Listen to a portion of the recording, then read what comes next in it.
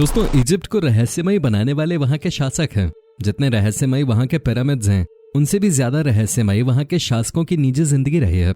लेकिन वो बात अलग है कि पिरामिड्स के रहस्यों के आगे वहां के शासकों की निजी जिंदगी के रहस्य धुंधले पड़ जाते हैं।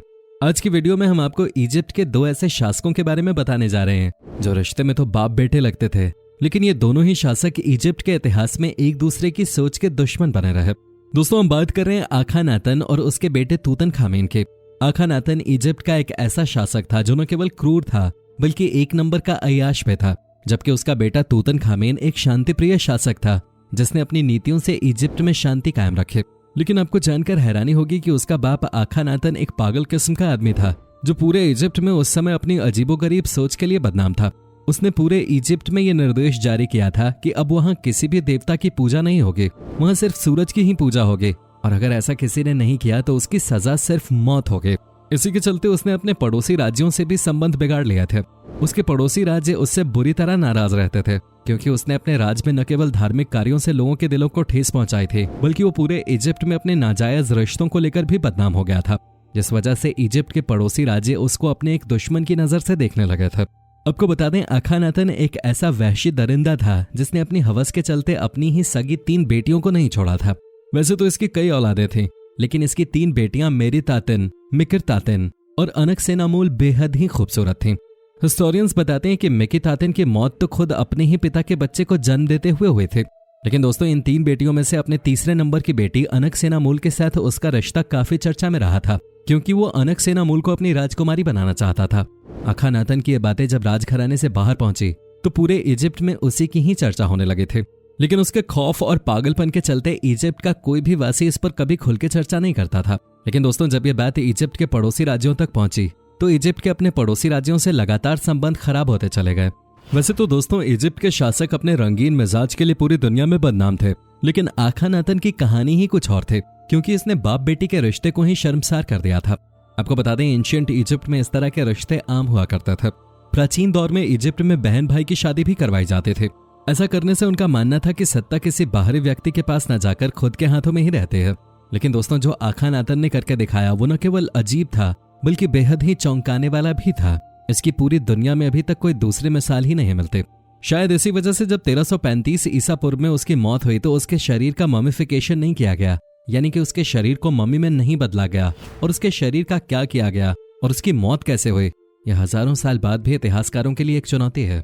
अब दोस्तों, अगर बात करें आखानातन के बेटे तूतनखामेन की, तो वो एक शांतिप्रिय शासक था। अपने पिता की मौत के बाद उसे मात्र 9 साल की उम्र में इजिप्ट का राज सिंहासन मिल गया था। लेकिन उसने पूरे इजिप्ट को हैरान तब कर दिया जब उसने इजिप्ट की गद्दी पर बैठते ही अपनी 8 साल बड़ी बहन अनकसेनामूल से शादी कर ली। शादी करते ही उसने अपने शासनकाल के दौरान अपने पिता आखानातन के लगाए सभी धार्मिक प्रतिबंधों को हटा दिया था। साथ ही उसने पूरे इजिप्ट में यह निर्देश जारी किया था कि सूरज के साथ साथ अब वहां चांद की भी पूजा की जाएगी। इसके साथ ही उसने अपने कई पड़ोसी राज्यों से भी अपने पिता द्वारा बिगड़े रिश्तों को अच्छा कर लिया था। तूतनखामेन ने मात्र 4 सालों में पूरे इजिप्ट में पूर्ण तरीके से विकास कर दिया था।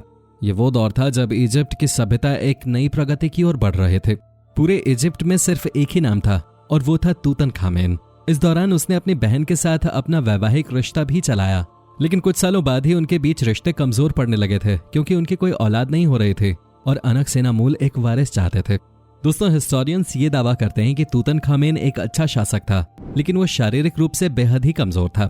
वो इतना कमजोर था कि वो किसी से युद्ध में 2-2 हाथ तक नहीं कर सकता था। कुछ हिस्टोरियंस ये भी बताते हैं कि वो शरीर से इतना अधिक कमजोर हो गया था कि वो अपना जीवन भी सही से नहीं बिता पा रहा था, जिस वजह से उसके अपनी बहन या कह लो अपनी बीवी अनकसेनामूल के साथ रिश्ते बिगड़ने लगे थे। अब दोस्तों, आप सोच रहे होंगे कि जब तूतनखामेन इतना कमजोर था तो उसने इजिप्ट की सत्ता को इतने अच्छे ढंग से कैसे चलाया।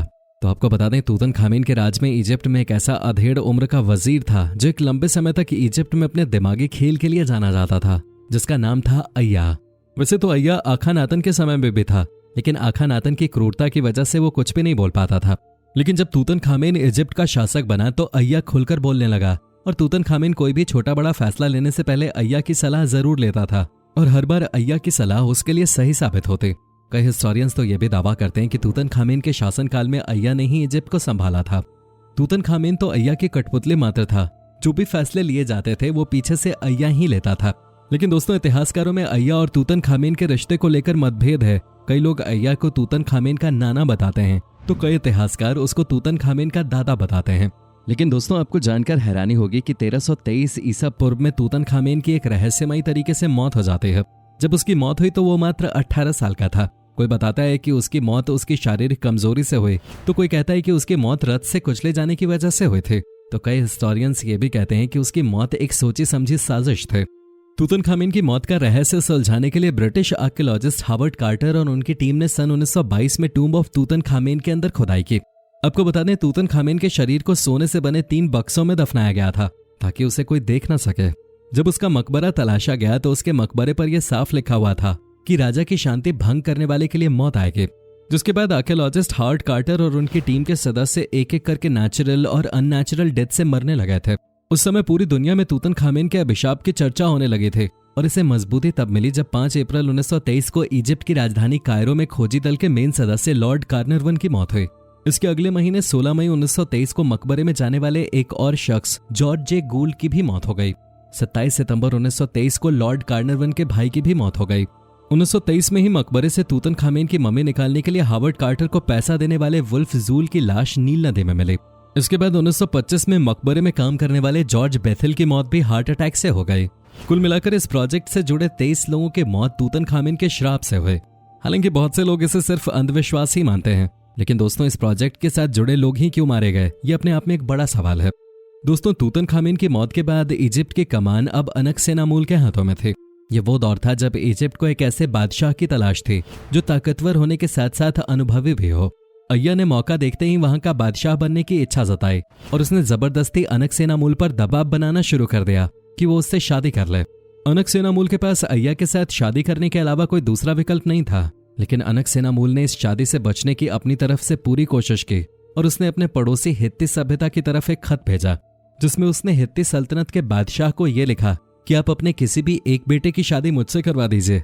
इस तरह आपका वारिस इजिप्ट का नया बादशाह भी बन जाएगा और मैं अय्या से भी बच जाऊंगे। हित्ती सल्तनत के बादशाह ने यह खत पढ़ते ही अपने सबसे ताकतवर बेटे को इजिप्ट की तरफ रवाना कर दिया।